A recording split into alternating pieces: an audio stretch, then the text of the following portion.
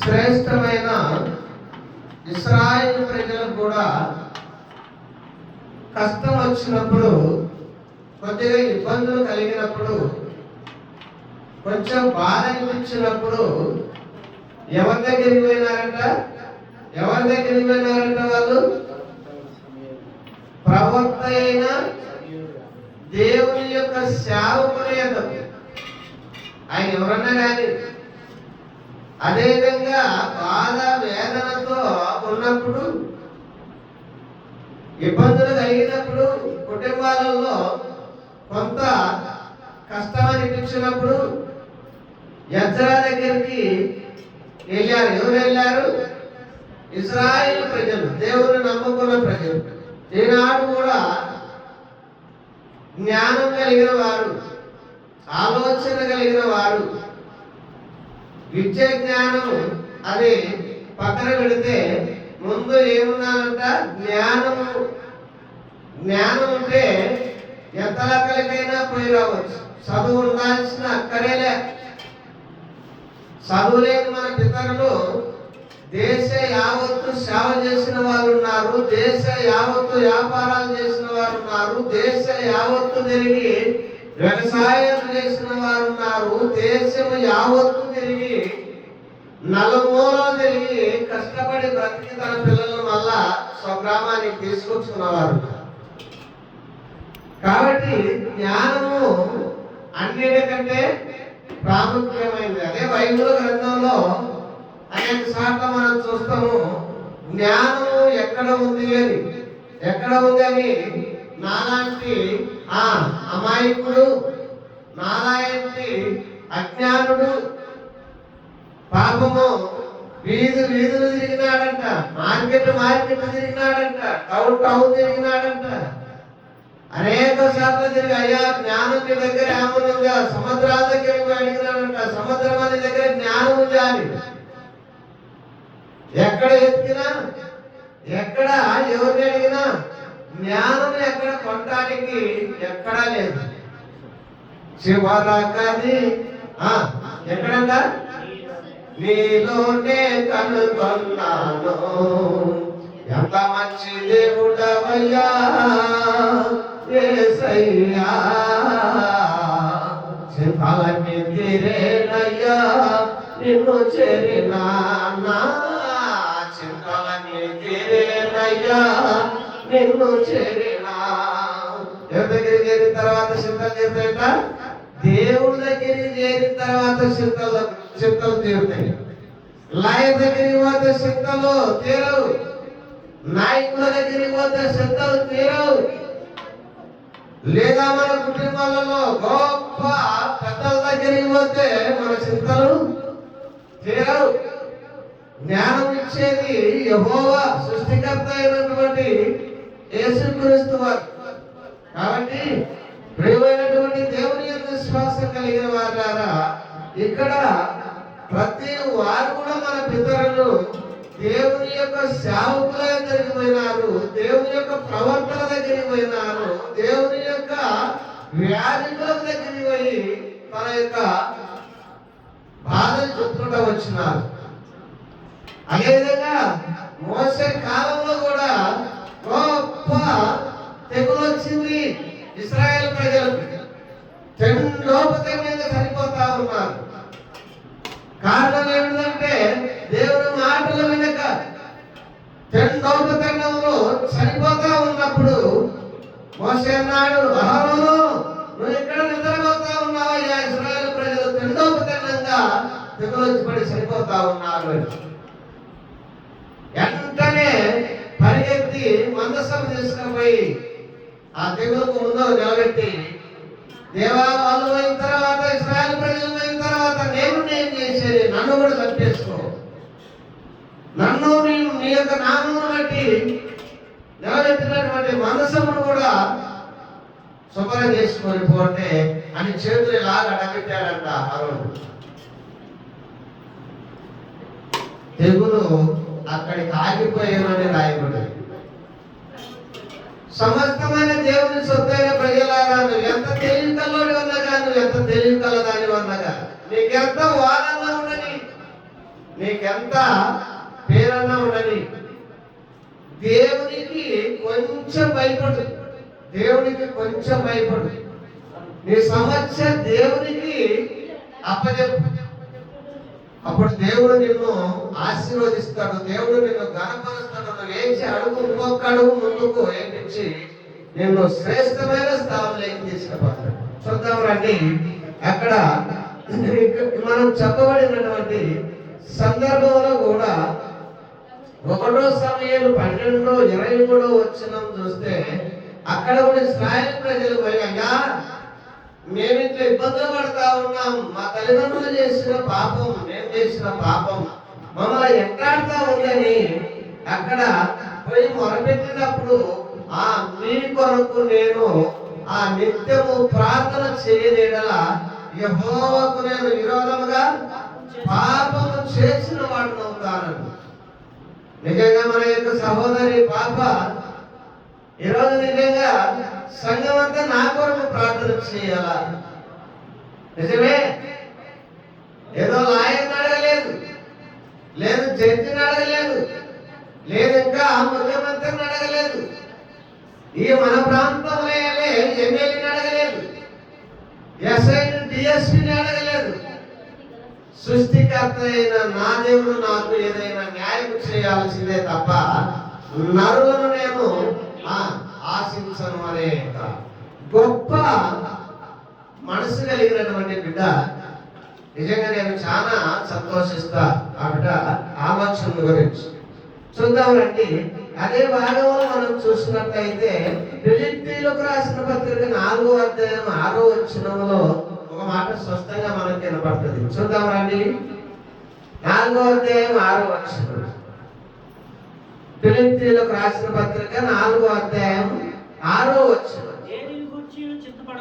దేనిని గురించి చింతపడకుడి గాని ప్రతి విషయంలోనూ ప్రార్థన విజ్ఞాపన చేత కృతజ్ఞతాపూర్వకంగా మీ విన్నపములు దేవునికి తెలియచేయుడు. దేవునికి స్తోత్రము కలుగును గాక.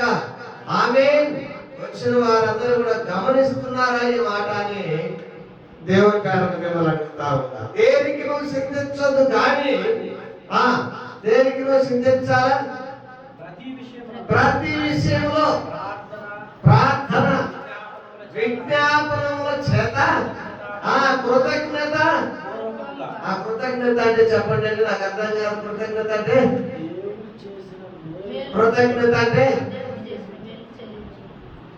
కృతజ్ఞత అంటే ఏం చేసింది, ఏం చెల్లించాలి, నాకు అర్థం కాలేదు. దేవుడు చేసిన మేలును కృతజ్ఞత పూర్వకముగా ఏం చేయాలి? చెల్లించవాలి. అదే చెల్లించింది ఇప్పుడు ఆమె. దేవుడు చేసిన మేలు కృతజ్ఞత పూర్వకముగా ప్రార్థన ద్వారా విజ్ఞాపన ద్వారా ఆమె దేవుడికి చెల్లిస్తూ వచ్చింది. నిజంగా వాస్తవంగా తల్లిదండ్రులు కూడా చెల్లించలేదేమో, చెల్లించలే. అన్ని విషయాలలో దేవుడే నాకు మేలు చేయాలి, దేవుడే నాకు మేలు చేయాలి, దేవుడి యొక్క నేను పొరపాటు చేసినా నన్ను క్షమించమని దేవుడు సాగుకుని దేవుడిని అడుగుతున్నాను అంటారు. చూద్దాం రండి. ఎఫెసీయులకు రాసిన పత్రిక 1వ అధ్యాయం 19వ వచనంలో కూడా ఎఫెసీయులకు రాసిన పత్రిక 1వ అధ్యాయం 19వ వచనం 1:19. మరియు నీ మనోనేత్రములు వెలిగింపబడినందున ఆయన నిన్ను పిలిచిన పిలుపు వలనైన నిరీక్షణ ఎట్టిదో పరిశుద్ధులలో ఆయన స్వాస్థ్యం యొక్క మహిమైశ్వర్యం ఎట్టిదో ఆయన క్రీస్తునందు బలాతిశయమును బట్టి విశ్వసించు మనకు ఆయన చూపుతున్న తన శక్తి యొక్క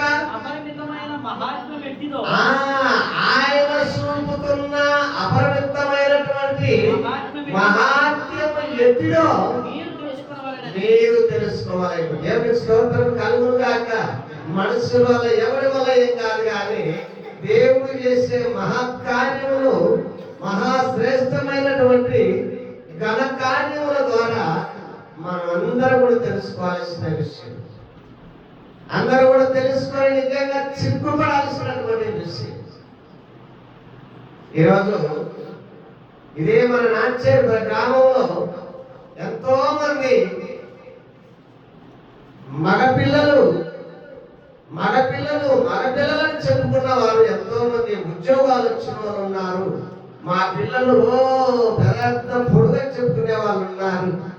మా పిల్లలకు ఉద్యోగం కింద నుంచి పైకని చెప్పుకునే వాళ్ళు ఉన్నారు.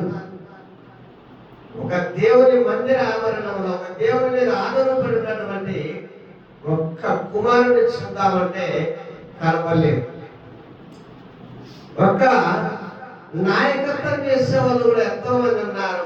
దేవునిలో భయపడే, దేవునికి కృతజ్ఞత అర్పణములు అర్పించిన వారు కనపడలేదు. నేను చాలా సంతోషంగా గర్వపడతా ఉన్నా ఈ యొక్క బిడ్డ కొరకు. ప్రేమ కలిగిన వారిలారా, దేవుని మందిర ఆవరణంలో ఈరోజు నిజంగా ఒక భోజనాలు చేయించాలన్నా, లేదు ఒక ఏదన్నా పలహారం పెట్టాలన్నా, లేదు మందిరం లేదన్నా, ఏదైనా యొక్క కృతజ్ఞత అర్పించాలన్నా, ఇదిగో ఇది తీసుకుపోయి మీ దగ్గర చేసుకోపండి, తీసుకుపోయి మీ దగ్గర చేసుకోపండి. ఇదిగో ఏదో ఒక అనాదికులకు పిచ్చర్ వేసినట్టు, ఒక దిక్కు లేని వాళ్ళకు, అడుక్కోవడానికి వచ్చిన వాళ్ళకు దానం వేసినవి. అలాంటి వ్యక్తులను నేను పొరపాట్లు కూడా అడుగు చేయని. ఈ గ్రామంలోకి వచ్చిన తర్వాత, మందిరం కట్టిన తర్వాత చెప్పుకోవచ్చు, ఆ పొడుగులు, ఆ ఎత్తులు నాకాడేమో పడవు. నా కాడ ఎత్తులు పొగడను, నేను ఆ ఎడలుపును పొగడను, ఆ చంపును నేను అసలు చూడను. అసలు ఒకవేళ నేను ఇస్తానంటే కూడా నేను అది మధ్యలో కూడా పెట్టుకోను. ఈ యొక్క గ్రామంలోకి వచ్చిన తర్వాత, ఈ యొక్క మందిర ఆవరణంలో ప్రజలందరికీ ఒకవేళ ఇష్టపడకపోవచ్చునేమో, కానీ దేవుడికి ఇష్టపడతాడు ఎవరైనా. జింక చిన్నమూర్తయ్య కుమారుడు ఆయన చేసిన మేలును బట్టి నాగార్జున మగే ఆ బాక్స్ అయిపోయారు. 1-4 సార్లు బతిలాడి, బాబాయ్ మందిరంలో ఏదైనా ఒక మంచి కొన్ని దినాలు ఉండే వస్తువులు ఏదైనా తేవాలనుకుంటున్నా, ఏం తేవాలా, ఏం తెమ్మంటావు ఎనికీర్తి అని బాక్స్ తీసుకొని వచ్చింది కాక, నా కుమారుడు బాగుంటే, నా కుమారుడి కాలు బాగుంటే నేను ఆయన ప్రజలకు సమృద్ధిగా భోజనం చేస్తాను అనుకున్నానయ్యా. ఆయన భార్య, ఆయన కుటుంబం అంతా కూడా వచ్చి సంతోషంగా ఆ ప్రేమ ఎందుకు చేస్తా ఉంటే నేను అనుకున్నా, చాలా సంతోషం. ఆ కుటుంబము వారు హృదయపూర్వకంగా చేస్తున్నారు. ఇది దేవుడికి ఇంపైన కార్యం.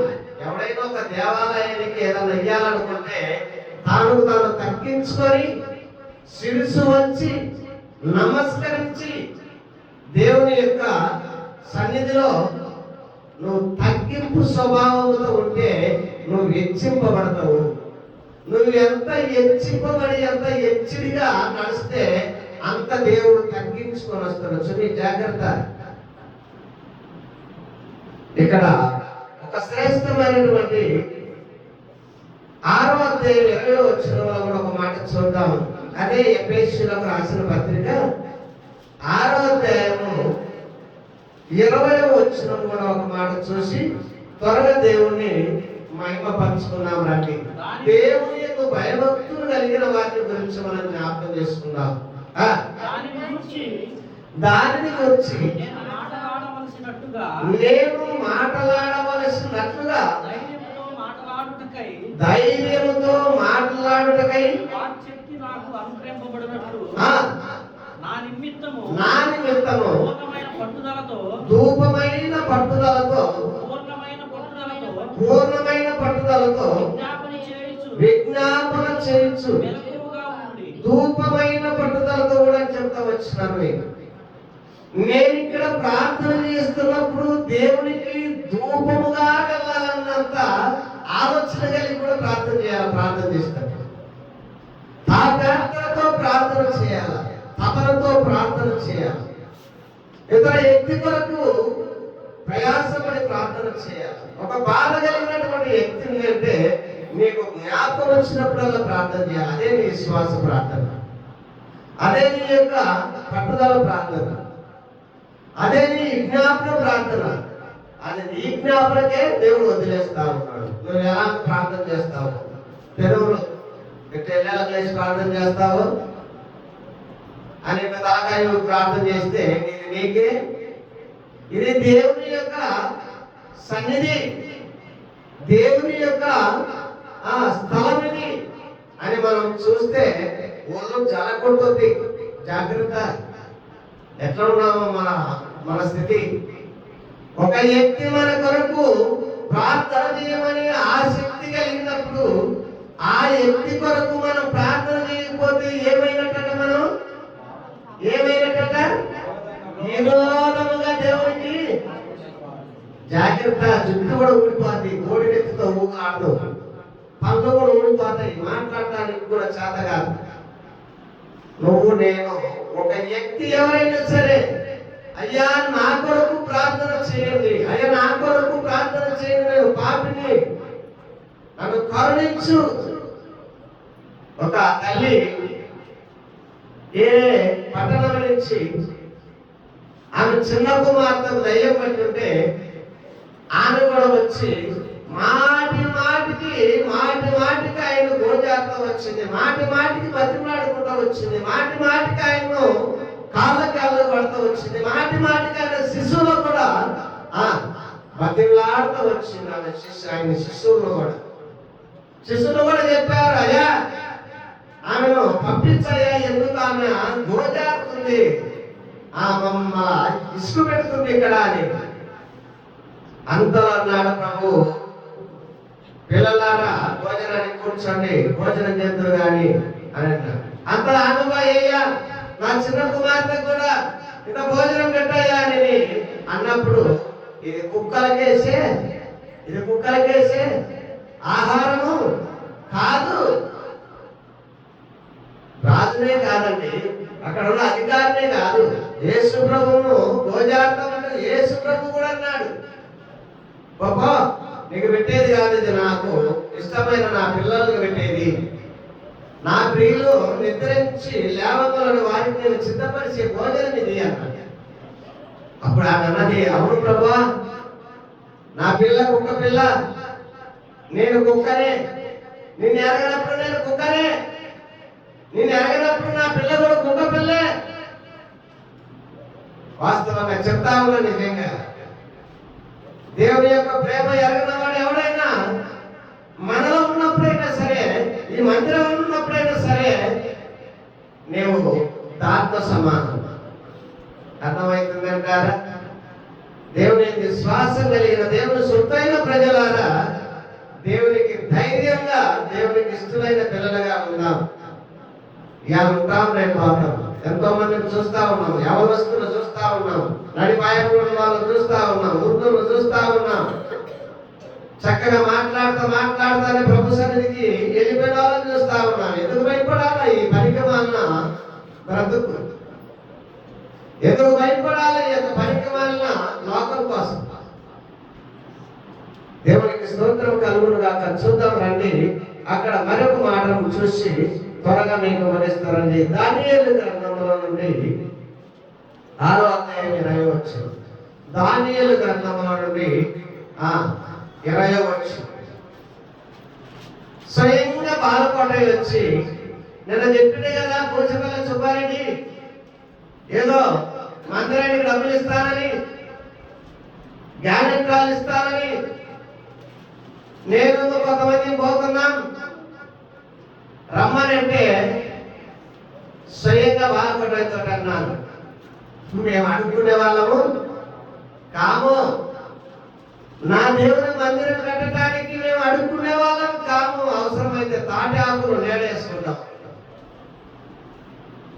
మా దేవుడు పౌరుషం కలిగిన దేవుడు. మా దేవుడు ఏ కుతాన ఆయన నడిపించగలడో ఆయనకు మేము భద్రమై ఉన్నాం. ఆయన వైపు నేను చూస్తాం కానీ రాజకీయ నాయకుల వైపు, ఊళ్ళో ఎవరో పెద్ద గనులైన వారి వైపు చూడము, ఇయాలను చూస్తాము. ఆయన నిలబడడం నీడలేని రోజు చూడలేదు. ఈ రోజు సత్యశావలంగా శ్రేష్టమైనటువంటి స్లాబ్ కింద మనం ఉంచినాడు. తుఫానైనా, గాలివానైనా, జడివానైనా తడవకుండా ఇచ్చినటువంటి శ్రేష్టమైన ఆలయంలో ఉంటే ఇయాల చేతులు జాపుతామా? ఇయాల ఎవడైతే భూ పెడతామంటే చేతులు జాపుతామా? చూడండి, దేవుని యొక్క శ్వాస కలిగిన వాళ్ళారా, అదే విధంగా దేవుని వైపు నుంచి చూస్తా నడిస్తే లాయర్ ఆయనే, జడ్జి ఆయనే, సిఐ ఆయనే, డిఎస్పి ఆయనే, ముఖ్యమంత్రి ఆయనే, ప్రధాని ఆయనే. వీళ్ళందరికీ మించిన వాడు మన దేవుడు, నమ్మిన మన దేవుడు. దేవునికి స్తోత్రం కలుగును గాక. చూడండి, అతడు గృహ దగ్గరికి రాగానే దుఃఖ స్వరముతో దానియేలును పిలిచి, జీవము గల దేవుని సేవకుడు అయిన దానియేలు, నిత్యము నీవు సేవించుచున్న దేవుడు నిన్ను రక్షించనా అని పిలవతలనే, రాజా ఎంత గొప్ప ధ్వనితో వాడుతున్నాడని పేతురు రాజా అనల్య, రాజా నీ దృష్టికి నేను చిరకాలము, నీ దృష్టికి నేను నిర్దోషిగా కనపడుతుంది కనుక ఆయన దూతలు పంపి సింహములో నాకు ఏ హాని కాకుండా చేసిన కనుక రాజా నువ్వు చిరకాలము దీవించు, ఆశీర్వదించబడదు గాక, జీవించుదు గాక. దేవుడు అనుకుంటే సింహము గృహలో కాపాడిన దేవుడు పోలీస్ స్టేషన్ కాపాడగలిగిన దేవుడు, సింహముల గృహంలో కాపాడిన దేవుడు, లోతైన గుండంలో సముద్రంలో పడవేసిన కాపాడగలిగిన దేవుడు, సింహాల బోన్లో పడిన తక్షణమే సింహాల నోరు వచ్చిన దేవుడు, అగ్ని 7 అంతలు ఎక్కువ చేసి ఆ గుండంలో పడేస్తే అక్కడ చల్లని ఏదంటే ఇప్పుడు చల్లనేది ఏసీ లాంటి వాతావరణం ఇచ్చే దేవుడు. ఆయన మనతో తిరుగుతున్నప్పుడే ఏసీ, ఆయనే మనతో ఏసీ. దేవుని యందు విశ్వాసం కలిగిన వారు ఎన్నడూ సిగ్గునందరు, ఎవరు సిగ్గుపడరు. దేవుని యందు భయభక్తులు కలిగిన వారు, దేవుని యందు భయభక్తులు కలగక దేవుని పేరు పెట్టుకొని, దేవుడు బట్టి దేవుని పేరు పెట్టుకొని ఈ యొక్క లోక నరుల బట్టి, పెద్దల బట్టి, అధికారం ఉన్న వాళ్ళ బట్టి, ఉద్యోగం ఉన్న వాళ్ళ బట్టి, వాళ్ళేమో తీసుకున్నాం, వీళ్ళేమో తీసుకున్నాం, వాళ్ళేదో పెడతారేమోనని ఆ ఎత్తుముదలకు చేతులు దాచి నాలుక దాచి ఉంటారే, వాళ్ళు ఎప్పుడైనా సిగ్గుపడాల్సిందే, ఎప్పుడైనా తలదించాల్సిందే. నిన్ను నన్ను సృష్టించిన దేవుని మీద ఆధారపడి బ్రతుకు, నిన్ను నన్ను పోషించగలిగిన దేవునికి గోజారు మోకాల నుంచి నీవు తప్పనిసరిగా ఏది కోరుతావు అది నెరవేరును కాక. ఆమేన్. దేవునికి